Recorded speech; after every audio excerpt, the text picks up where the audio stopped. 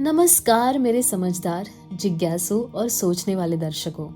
आप सभी का स्वागत है उस सवाल के साथ जो इंसान को सदियों से परेशान करता आया है।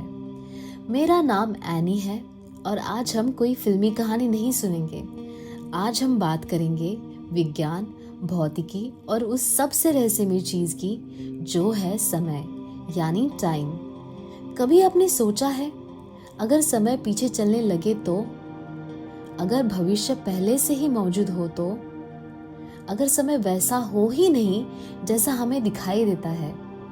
विज्ञान कहता है जो दिखता है जरूरी नहीं वो सच हो।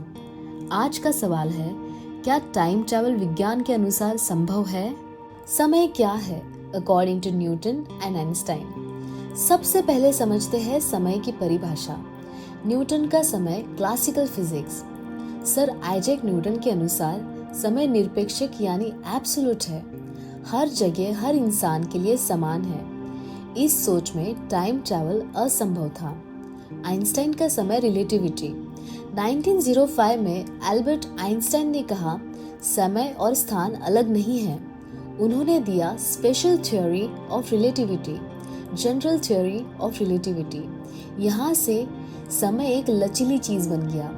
समय अब गति से बदलता है, गुरुत्वाकर्षण से बदलता है और यहीं से टाइम ट्रैवल वैज्ञानिक संभावना बना। स्पेशल रिलेटिविटी और टाइम डायलेशन। सिद्धांत टाइम डायलेशन।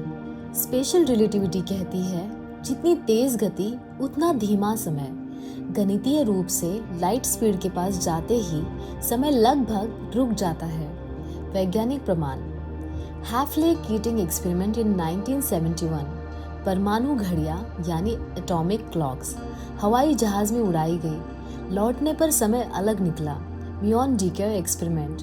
तेज गति से चलने वाले कण ज्यादा समय तक जीवित रहते हैं। ये साबित करता है कि समय वास्तव में धीमा हो सकता है।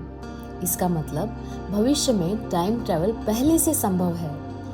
जनरल रिलेटिविटी और ग्रेविटी का असर। अब आते हैं आइंस्टाइन के दूसरे सिद्धांत पर, gravitational time dilation. General relativity कहती है जहां गुरुत्वाकर्षण ज्यादा वहां समय धीमा। ब्लैक होल इसका सबसे बड़ा उदाहरण है। ब्लैक होल और इवेंट होराइजन। ब्लैक होल के पास समय लगभग रुक जाता है। बाहर का ब्रह्मांड तेजी से आगे बढ़ता है। अगर कोई व्यक्ति वहां रह सके वह भविष्य में छलांग लगा देगा। यह गणितीय रूप से सही है। क्या अतीत में जाना संभव है? अब सबसे विवादित हिस्सा, wormholes. Einstein Rosen bridge theory कहती है स्पेस टाइम में सुरंग हो सकती है, एक सिरा अतीत में और दूसरा भविष्य में, लेकिन कोई प्रायोगिक सबूत नहीं। एक्सोटिक मैटर चाहिए, quantum instability, close time like curves. कुछ समीकरणों में समय खुद पर लूप बना सकता है, लेकिन ये समाधान वास्तविक ब्रह्मांड में स्थिर नहीं है। Time travel paradox. पहला, ग्रैंडफादर पैराडॉक्स। अगर आपने अतीत बदला तो आप अस्तित्व में कैसे आए? दूसरा, नोविकोव सेल्फ कंसिस्टेंसी प्रिंसिपल। कुछ वैज्ञानिक कहते हैं जो हुआ वही होना तय था, लेकिन ये भी सिद्ध नहीं। तीसरा, Hawking's chronology protection. Stephen Hawking ने कहा प्रकृति अतीत को सुरक्षित रखती है, मतलब ब्रह्मांड खुद पर टाइम ट्रैवल रोक देता है। क्वांटम फिजिक्स और समय। क्वांटम मैकेनिक्स में समय उतना साफ नहीं। Entanglement many world's theory. कुछ थ्योरी कहती है मल्टीवर्स हो सकते हैं, अतीत बदलने पर नई टाइमलाइन बने, लेकिन कोई प्रयोगात्मक प्रमाण नहीं। अब आते हैं वैज्ञानिक निष्कर्ष पर। तो विज्ञान क्या कहता है?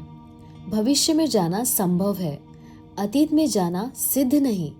टाइम मशीन कल्पना है, समय स्थिर नहीं लचीला है।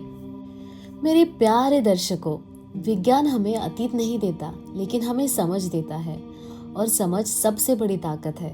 आप समय को बदल नहीं सकते, लेकिन समय में खुद को बदल सकते हैं। मैं यानी आपसे यही कहना चाहती हूँ, सबसे शक्तिशाली टाइम ट्रैवल है आज सही निर्णय लेना। अगर ये वीडियो आपको सोचने पर मजबूर करे तो लाइक, शेयर, सब्सक्राइब जरूर करें, क्योंकि विज्ञान सिर्फ जानने के लिए नहीं, समझने के लिए होता है। मैं यानी आपसे विदा लेती हूँ। समय को समझिए, क्योंकि समय उन्हें आगे ले जाता है जो उसे समझते हैं। Thank you for watching. May peace be with you and I love you all.